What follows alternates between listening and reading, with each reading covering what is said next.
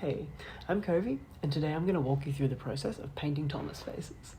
So, as some of you might have seen, I recently made a tweet where I released a 3D library of Thomas faces.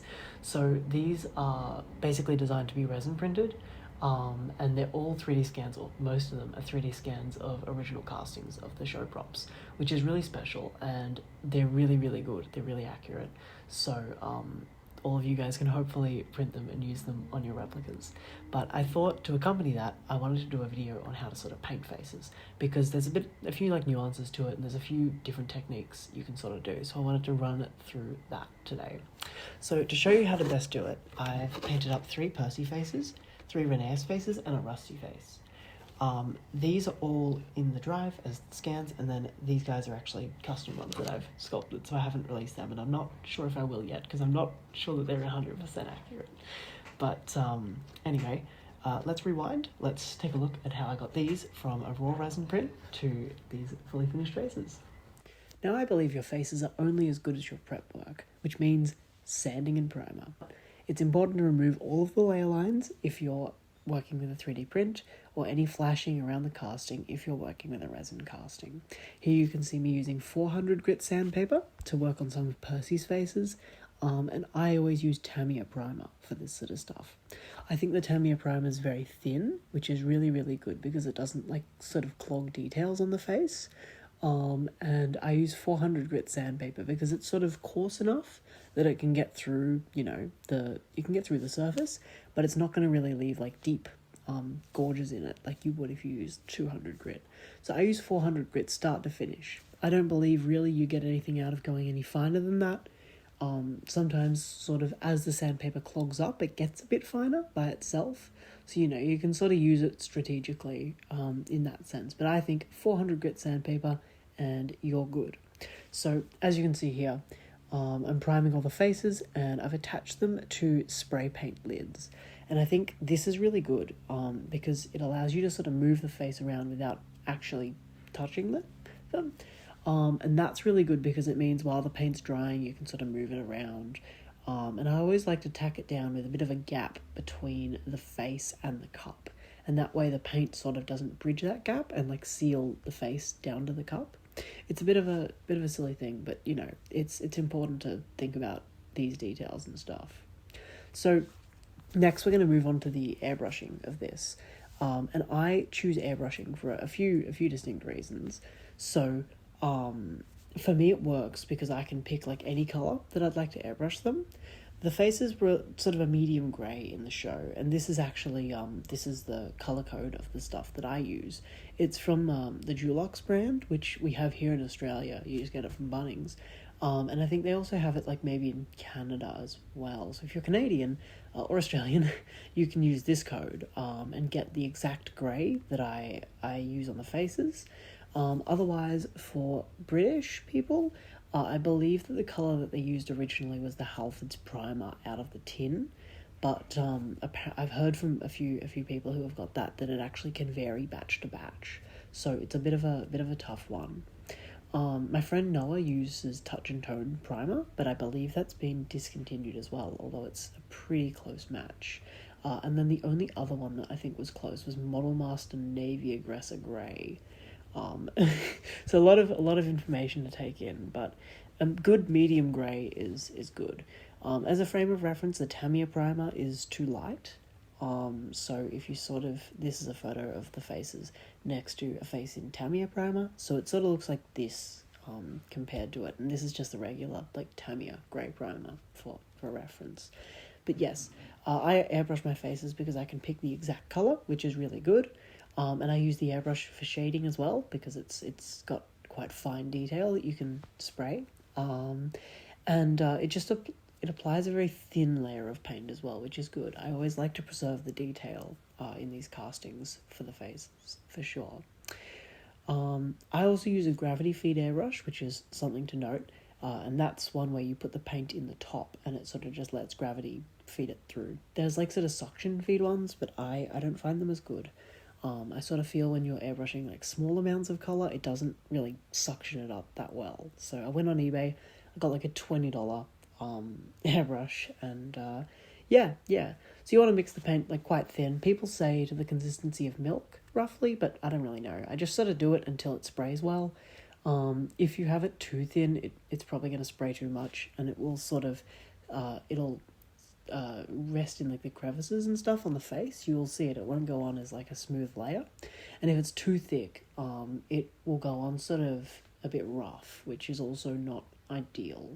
I mean, I always put a clear coat over my stuff anyway, and I'll talk a little bit about that in a second.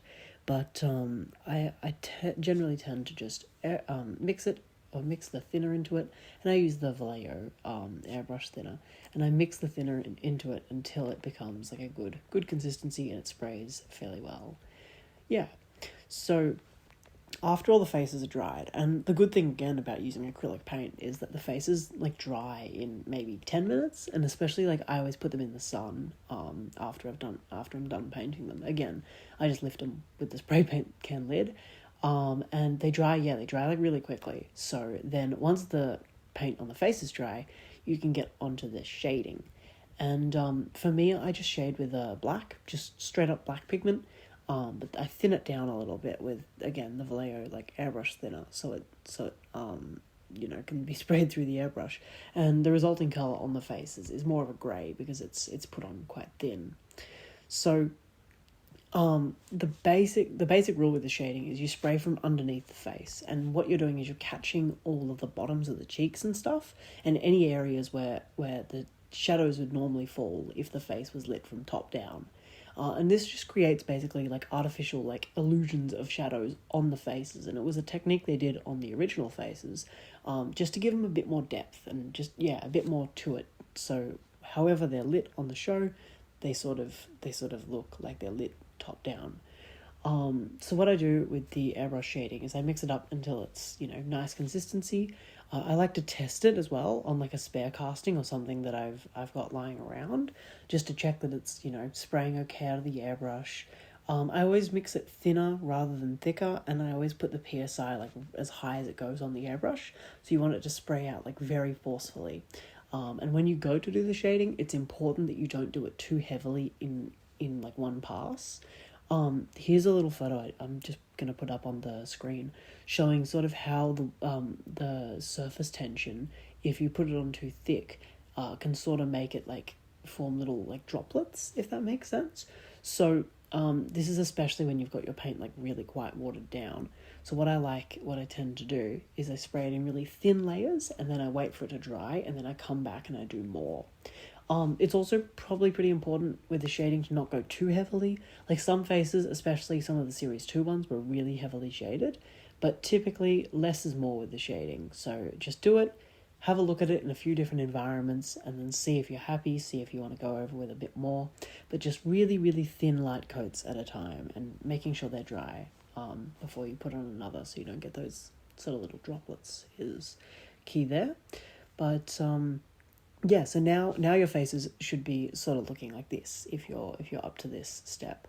And this is a photo of some of the original faces from Series 2. So showing that we're sort of following the same steps, the same workflow as the model makers did originally. Now, given that this is all acrylic paint, and you could use like a spray paint for the base color, and then a airbrush paint for the shading, but I really wouldn't use a spray paint for the shading, because the little droplets that the spray can spray are just they're too big, so that it doesn't work effectively. You have to airbrush this. I've heard of people as well using like the graphite from a pencil to shade stuff and just like brushing it on, but I don't really think that's a very good technique. I mean, it's, if you don't have an airbrush, what can you do, right? But I would strongly encourage anyone who's serious about painting these faces and just model making in general to invest in an airbrush, because you can get some really good results like this that are hard to get anywhere else. So okay, moving on from this, I put them in the sun to dry, which is really nice, and then it's time to clear coat them. So I use this Rust-Oleum flat clear coat. It's actually fantastic. It dries in like maybe 10 minutes, like to the touch, and within a few hours you can like properly rub it, and it's not gonna like smudge or leave fingerprints or anything like that. As a general rule, the faces were flat in like series 1 and series 2, and I think the hit era as well. But then from like series 3 to 5, they sort of had a bit of a glossy or semi-gloss tint to them. So here's an image. I showed this one earlier when I was talking about the face colour, or I hopefully did. But this is an image of a James face that I painted up for Ricky and Lewis of Thomas Tank merch. And that's next to some of their original prop faces, and the prop faces are in the series 3 to 5 condition. So you can see they're a bit shinier than the one I painted up for them, because the James one's sort of in the style of the hit era, and the colour matches as well. So that's the colour code that I gave you guys earlier. It matches the prop faces really well. And the key with the paint matching for the faces is you want to match what the prop faces look like a little bit lighter before you put the shading on, because just thanks to like color theory, because your mind sort of merges all the colors in an image a little bit together, when you spray that shading on the face, it actually makes the entire thing look darker. So you want to spray them a bit lighter than you want them to actually look, and then once they're shaded, they're going to look a bit darker. So once the shading's on, these faces look really close to the props, which I was really happy about. But yes, clear coat's a fun one. Just Rust-Oleum flat is my preference for series 1. You could polish this up with like an automotive polishing compound if you want to make some areas sort of sharper.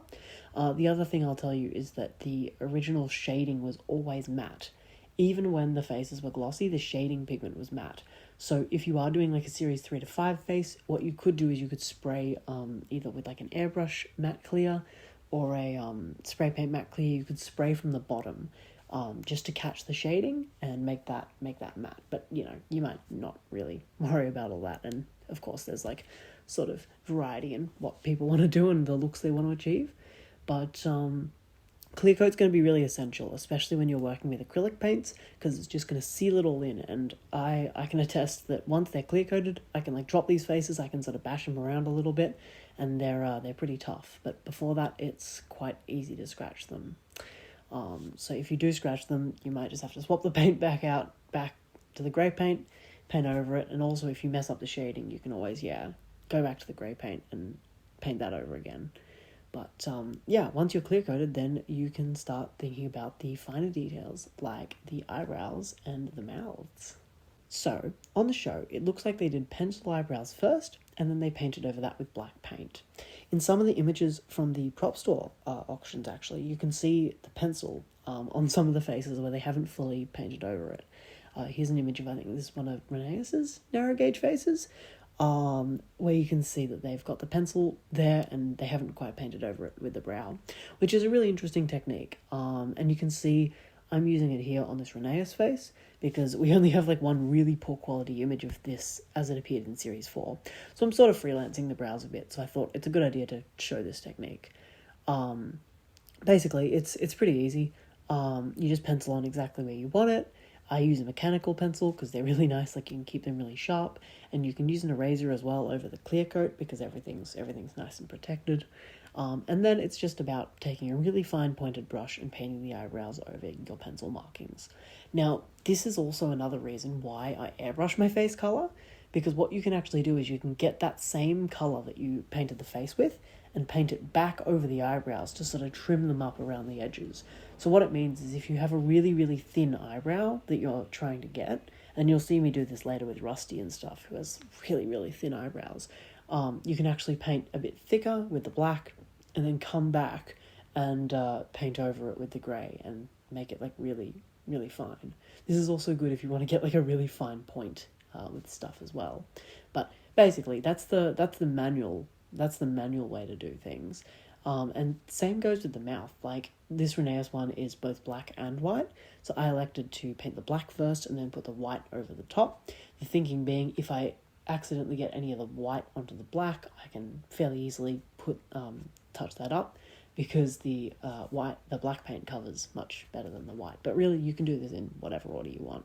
And the trick is just be patient, have a really fine brush, and don't be afraid to take that face color and sort of brush it over the edges to sort of trim up the details in the mouth. It's a really good, definitely a really good technique, yeah.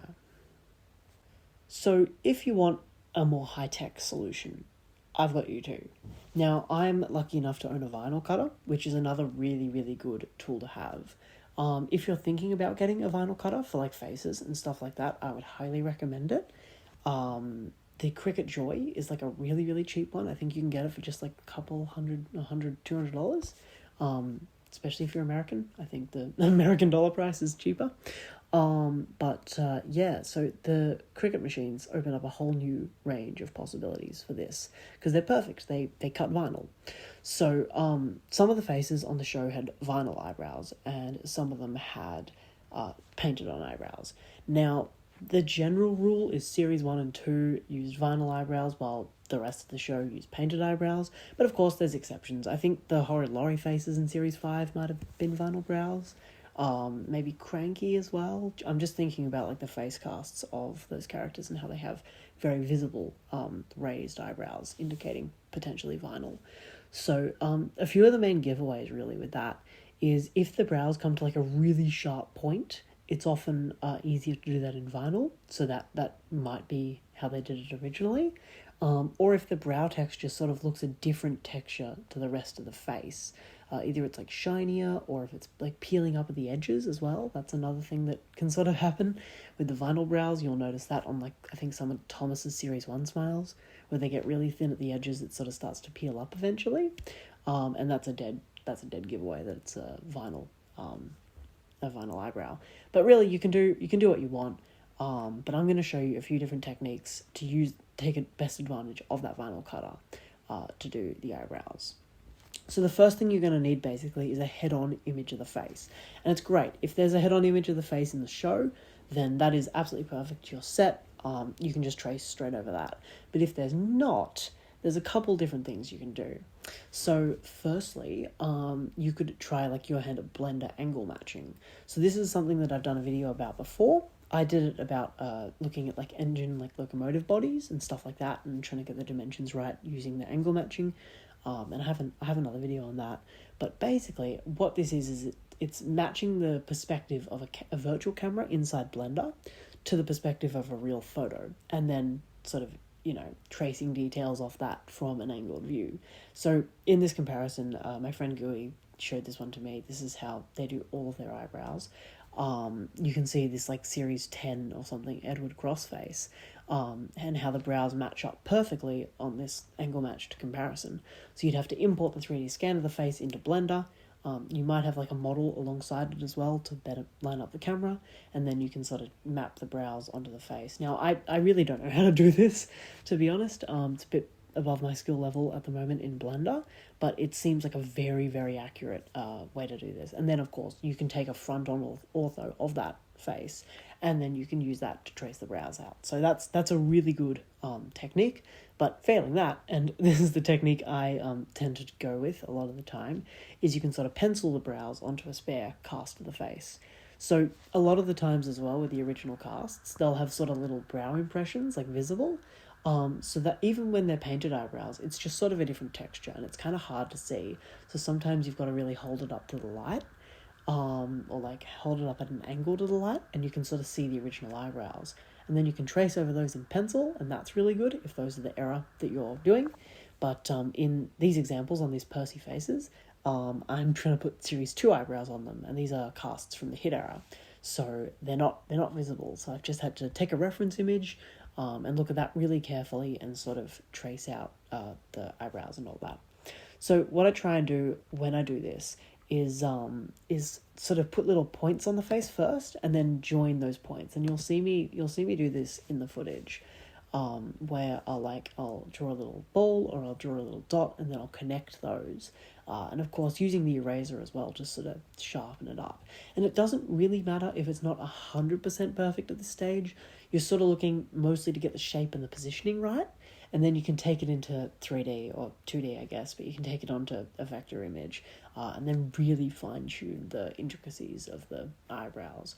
Like a lot of the time with the resin ones not the resin ones, the vinyl ones specifically, you'll see they have quite sharp like edges where they've sort of cut them with like scissors or something. So you might want to mirror that if you're like crazy or something. Yeah, so you want to trace out the brows on the face, and then you get around to taking a photo of it. So the technique I use here is I take my phone out of its case, or my phone doesn't actually have a case, but if you had a phone with a case, you take it out of the case and you put it on top of like a glass, or like any glass that you have. The taller the better typically, because the more you can zoom in, the more like orthographic the final image will be. And then you put it on top of there, open the camera, and it's good to have the grid on in your camera for this. So you can sort of position the face right in the middle, but you zoom in and then you can take a photo of it pretty much dead head on. And that's really good as well, because you can use this exact same setup to put the eyebrows back on the face when it comes time to be doing that. So basically, one of these ways that I discuss, you can get a front-on image of the face with the eyebrows that you want to put on it. And that's basically what you've got to do. So let's take this into 3D now, or onto the computer. So once you're on the computer, you're going to want to go into a vector drawing program. I use Affinity Designer, which is sort of a replacement or an alternative to Illustrator or like InDesign, one of the Adobe ones. So you can use either of those. Honestly, there's like a million programs that you could use. You could honestly probably draw them out as like vectors in a CAD software and export the DXF if you were, really fast. It all depends on what you're most comfortable using. But what I'm doing right here, and I've sped this up obviously because it's a bit of a process, is tracing over the brows and trying to get that perfect vector. Now, the important thing here is you have reference images as well. No matter how good your front-on image is, it's always nice to see different perspectives of the face, especially because sometimes the front-on image of the face from the show isn't the most high-quality version of the image of the face. So you might be able to pick up more nuances in the specific eyebrow shape if you have a couple little references side by side, which is what I'm doing here. And you'll also notice that the narrow gauge faces, they're really, really hard to get right, just because there's so few like good quality pictures of them. So, and especially from front on, since these Series 4 narrow gauge engines barely ever appeared in the show, so it makes it a bit hard.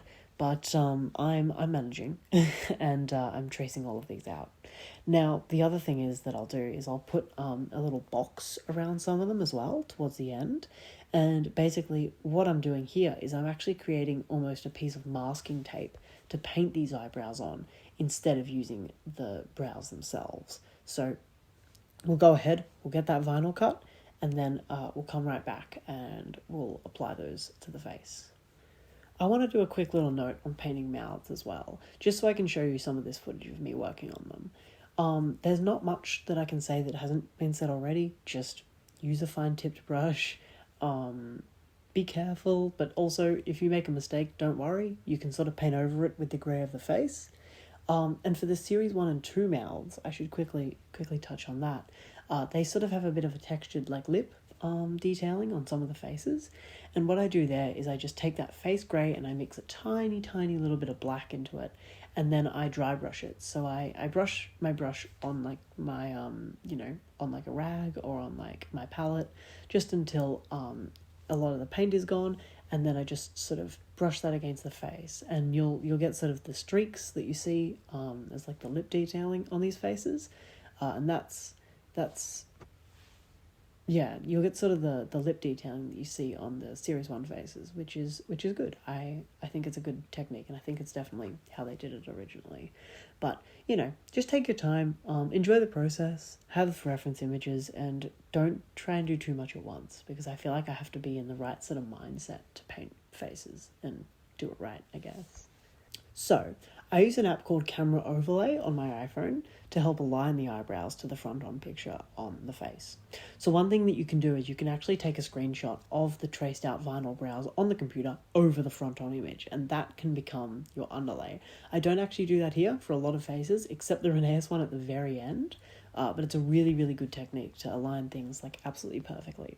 So the way the Camera Overlay app works is you can basically take a photo from your gallery and then overlay that over a live view of what your camera sees, which you point to the face. So I'm again using the trick where I put my phone on top of a glass jar, on top of a glass for this, and I'm using the tip of a knife just to apply the little bits of vinyl. So on some faces, like the Series 2 Percy ones, and the Series 1, all the Percy ones actually, I am using the vinyl just as is, as the eyebrows, and then in other examples, you can also use that vinyl as masking tape. So you place it on around where the eyebrow should be, press it down, make sure it's really like firmly down, and then you can actually like dab a little bit of paint on there, and then wait 10 minutes or so, just give the acrylic paint a bit of time to dry, and then you can peel that off, and there should be a perfect eyebrow in its spot. Now I should mention that because you've clear coated the faces, and because the acrylic paint is quite newly applied, you can actually just wipe that off with your shirt or like a rag, or a fine rag, nothing that's going to scratch it, but like a microfiber cloth or something. You could wipe that eyebrow off if you're not happy with it, and that's really good. That's a really good technique. But what you can also do is paint around the brow with the grey of the face, or touch it up with a bit more black, just by hand, just with a paintbrush. So I found that in this example, I had to do that a lot for the narrow gauge faces. It was really just too small and too fine for my vinyl cutter to get like a perfect eyebrow for those. But the standard gauge, the one Percy face that I did with the vinyl template brows, came out really, really nice. So make of that as you will, I guess. But definitely for the like standard gauge stuff, this is a really good technique. With the narrow gauge, it's just going to be a bit more finicky, but it did work in the end. And that's basically all there is to this step. As I said, a vinyl cutter is like a really, really good tool for faces.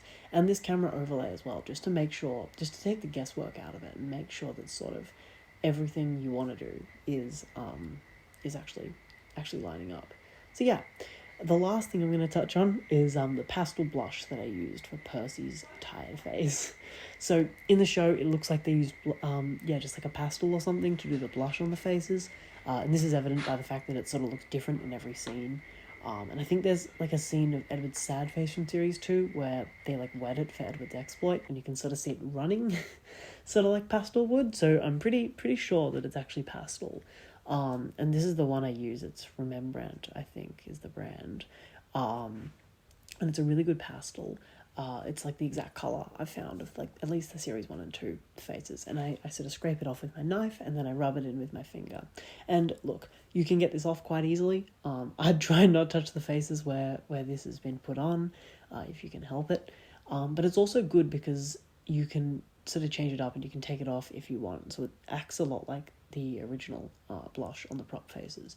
But if you want something a bit more secure and a bit more stuck on there, of course you could always airbrush it with a custom color as well. But I don't want to ruin the face at like this late stage in the process. I'm too scared, so I always use pastel for mine. And I don't really touch my faces a lot, and I'm always careful with my pastel cheeks on those ones. And you can always reapply it. So basically I think that's everything. As you can see here, I'm really proud of how these faces turned out.